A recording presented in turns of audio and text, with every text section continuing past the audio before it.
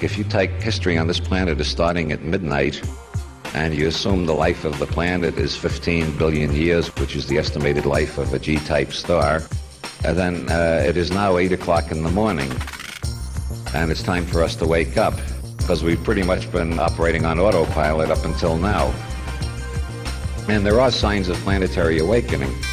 Domesticated primate psychology remains pretty much the same as it was in the Paleolithic, but one sees increasing evidences of mutations. There was only one Buddha 2,500 years ago. Now you meet 5 or 10 Buddhas in every city you go to. Knowledge, wherever it's discovered, is traveling over the whole world faster and faster. The possibility of changing consciousness was discovered in the Orient 2,500 years ago at least. Probably it's older than that. But techniques were discovered to quiet the mind, pacify the mind, remove emotional compulsions, and these were organized into the science of yoga. As John Lilly says, yoga is the science of the East, as science is the yoga of the West. Science is a yoga too. Science is a way of trying to reach an objective level in which your emotional compulsions and prejudices aren't twisting all the facts to fit in with your favorite reality tunnel.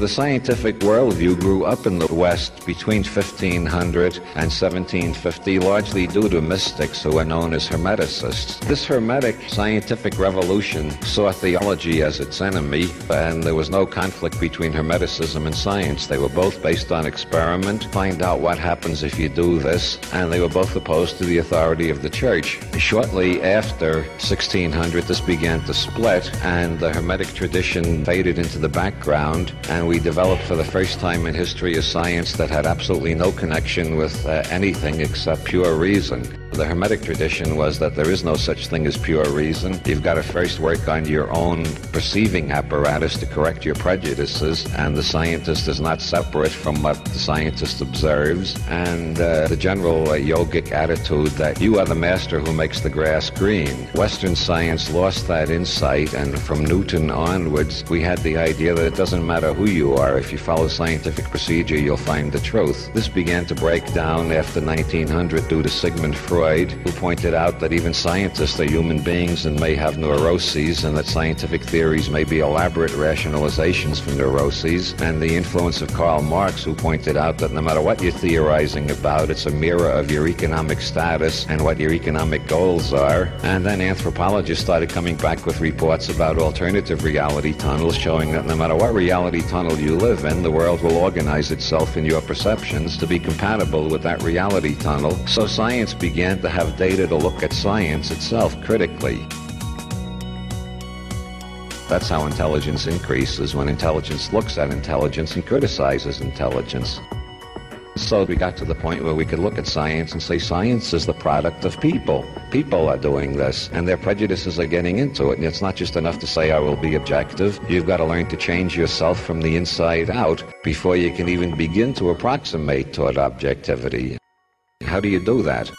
Well, it took a while to begin to find answers to that. The big change overcame when Albert Hofmann went for a bicycle ride one day after experimenting with ergot derivatives. Albert Hofmann, after accidentally ingesting LSD, went through a profound experience in 1942, which he did not put into words until 1982. It took him 40 years. He was educated as a classical chemist with a classical scientific background and assumed that there was such a thing as an objective observer and so on. So it took him 40 years to figure out what LSD meant. And in 1982, he wrote an essay on the 40th anniversary of the discovery of LSD, in which he says, the main thing I've learned from LSD is that there is no objective reality separate from us. All there are the realities that our nervous systems construct out of the signals they receive. This became obvious to others due to the things that were happening in quantum physics from 1900 on. In the doubling of knowledge between 1900 and 1950, physicists discovered that the atomic world is just not describable in terms of Aristotelian logic. For one thing, you can't describe anything on the quantum level accurately unless you include the observer in your picture. So quantum physics turned out to be saying exactly the same thing that the psychedelic revolution was saying,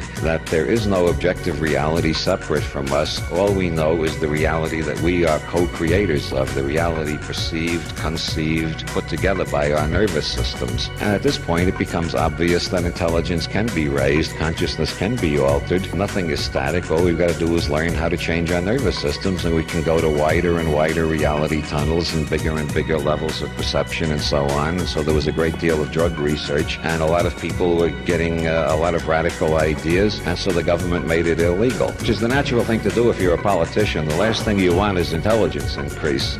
So then some others started saying, well, okay, they won't let us investigate drugs, but now that we know it's possible to change consciousness, let's see the other techniques that they will let us investigate. Nobody has made pranayama illegal yet because it would be impossible to enforce. Well, you just have to read a book on yoga and learn how to breathe through alternative nostrils, and you find you go into an entirely different consciousness state.